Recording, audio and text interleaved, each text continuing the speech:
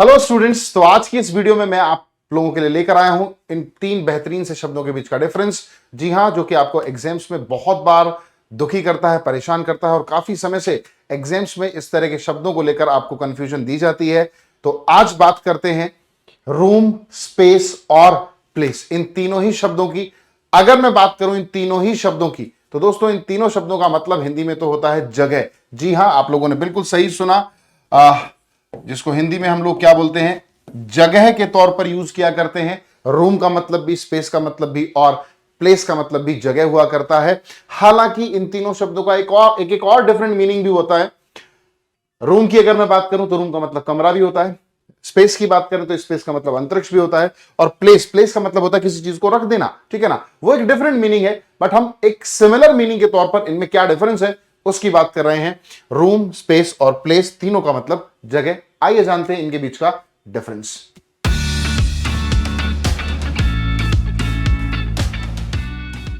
तो दोस्तों, जैसा कि आप देख रहे हैं, रूम, स्पेस और प्लेस, है ना, इन तीनों का हिंदी मतलब तो क्या हुआ, जगह हुआ। बट इनमें डिफरेंस क्या है, देखिए। इट इज मैनेज्ड या फिर रूम इज मेड, कहने का मतलब क्या है, ये मिलता नहीं है आपको, इसके लिए आपको एफर्ट्स करने पड़ते हैं, जगह बनानी पड़ती है।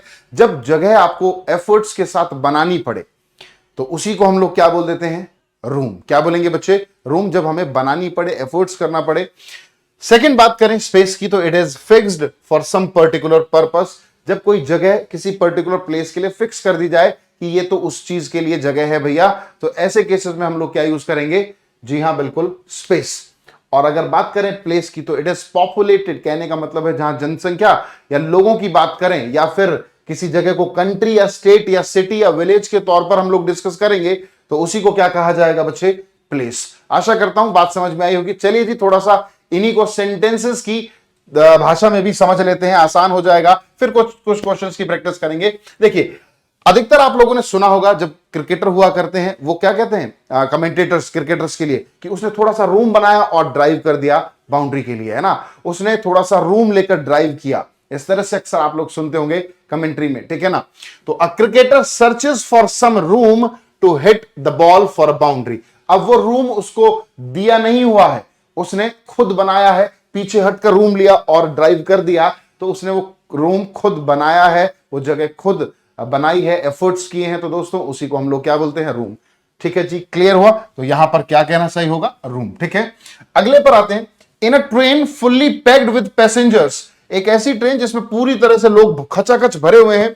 You look for some room to stand, again भाई खचाखच कोई जगह भरी हुई है, तो वहां पर आपको अपनी जगह बनानी पड़ेगी, कोई आपको देगा नहीं। आपकी कोई फिक्स जगह नहीं है जो बिल्कुल खचाखच बोगी भरी रहती है ना, तो उसमें हमें एफर्ट्स करने पड़ते हैं। वी हैव टू जॉसल, है ना, धक्का मुक्की रहती है, आप जानते हैं। ठीक है, तो यहां पर भी अगेन क्या होगा, रूम। अगले पर आते हैं। This is the space for chair, यहां पर चेयर की जगह है। जब आप किसी रेस्टोरेंट में जाते हैं या फिर किसी बिल्डर के पास जाते हैं, तो वो क्या कहता है, सर यहां तो मैंने जगह रखा है, क्या ये स्पेस क्या है, गार्डन के लिए है, ये स्पेस मैंने बैडमिंटन कोर्ट के लिए रखा है, ये स्पेस मैंने अलमीरा के लिए रखा है, ये स्पेस मैंने सोफा सेट के लिए या चेयर के लिए, डाइनिंग टेबल के लिए रखा है। तो ऑलरेडी पर्टिकुलर चीजों के लिए फिक्स हो, तो ऐसे केसेस में हम लोग क्या यूज करते हैं, स्पेस। अगला एक और एग्जांपल देखते हैं। The space for the flower pot, यहां पर किस चीज के लिए जगह पहले से ही डिसाइडेड है कि यहां पर फ्लावर पॉट रखा जाएगा। जानते हैं ना, नक्शे में हर जगह की, चीजों की जगह पहले से डिसाइड कर ली जाती है, यहां पर ये होगा, यहां पर ये होगा। समझ रहे हो ना। अकॉर्डिंग टू मी, मेरे अनुसार, देखेंगे इसमें भी कुछ गड़बड़ है। India is the best place to live in. अब यहां पर इंडिया की बात की गई है, तो जहां पर सिटी कंट्री के तौर पर बात करने लगे, है ना, पॉपुलेशन के तौर पर बात करने, एक्सप्रेशन को जगह के तौर पर दिखाएं, तो प्लेस होता है। दूसरी चीज बच्चे, यहां पर अकॉर्डिंग टू मी ये कहना सही नहीं होगा। इसके प्लेस पर अगर हम कुछ सही लिखेंगे तो क्या लिखेंगे बच्चे, कोशिश करें, इन माय ओपिनियन, आप ये लिखें, ज्यादा बेटर होता है, इन माय ओपिनियन। हालांकि ये क्यों होता है, किस वजह से होता है, इसको एक नेक्स्ट वीडियो में हम लोगों ने डिस्कस करना है। ठीक है, नेक्स्ट आता है J&K, Jammu and Kashmir is a beautiful place. ठीक है, इज अ ब्यूटिफुल प्लेस। आशा करता हूं बात समझ में आई होगी कि रूम, स्पेस और प्लेस में क्या डिफरेंस है। तो चलिए आइए जी, अपनी प्रैक्टिस करते हैं। क्या कुछ हम लोग इस वीडियो से सीख पाए हैं। कितना अप्लाई करते हैं आइए फटाफट से देखते हैं। आप लोग इस वीडियो को पॉज करके अपने आंसर्स फिल कर सकते हैं। तो पहले स्टेटमेंट पर चलते हैं जी। It is the blank for children to play. ये बच्चों के खेलने के लिए जगह है। इट मींस पहले से डिसाइड करके रखी हुई है हम लोगों ने कि भैया यहां पर आएंगे तो बच्चे ही खेलेंगे, यहां पर आएंगे तो बच्चे खेलेंगे, ये ऑलरेडी डिसाइड है। ऐसा अगर होता है तो उसके लिए क्या शब्द चूज करेंगे बच्चों? स्पेस। क्या यूज करेंगे? स्पेस। तो it is the space for children to play, बच्चों के खेलने के लिए जगह है। अगले पर आते हैं। I want to visit some blank in my life before I die. मरने से पहले मैं कुछ जगहों पर घूमना चाहता हूं। इसका मतलब कुछ ऐसी कंट्री होंगी, कुछ ऐसे स्टेट होंगे, कुछ हिल स्टेशन होंगे जहां पर मैं जाना चाहता हूं, घूमना चाहता हूं। तो दोस्तों ऐसे केसेस में हम लोग क्या यूज करते हैं? प्लेसेस करेंगे, क्योंकि सम है तो सम के साथ प्लेसेस लिखें दोस्तों। अगले पर आते हैं। Please provide some blank between the words. शब्दों के बीच में जगह दो थोड़ी सी। इसका मतलब एक शब्द के बाद जब दूसरा शब्द लिख रहे हैं तो आप जानते हैं उनके बीच में स्पेस छोड़ा जाता है, जगह छोड़ी जाती है, पहले से ही डिसाइड होता है। अदरवाइज अगर मैं देखो ऐसे लिख देता, I want to visit some, तो भैया काम खराब है, समझ ही नहीं आएगा क्या लिख दिया, दिमाग घूम जाएगा। तो ये पहले से ही फिक्स है कि एक शब्द के बाद दूसरे शब्द से पहले बीच में थोड़ी सी जगह छोड़ी जाती है। तो उसको हम लोग क्या बोलेंगे? जब कोई चीज ऑलरेडी पहले से ही पर्टिकुलर पर्पस के तौर पर यूज होनी है ना, जगह के तौर पर कि भैया ये इसके लिए फिक्स है, स्पेस। ठीक है ना। I went to the blank where the accident took place. मैं है ना उस जगह पर गया था जहां पर एक्सीडेंट हुआ। तो यहां पर क्या यूज करेंगे बच्चों?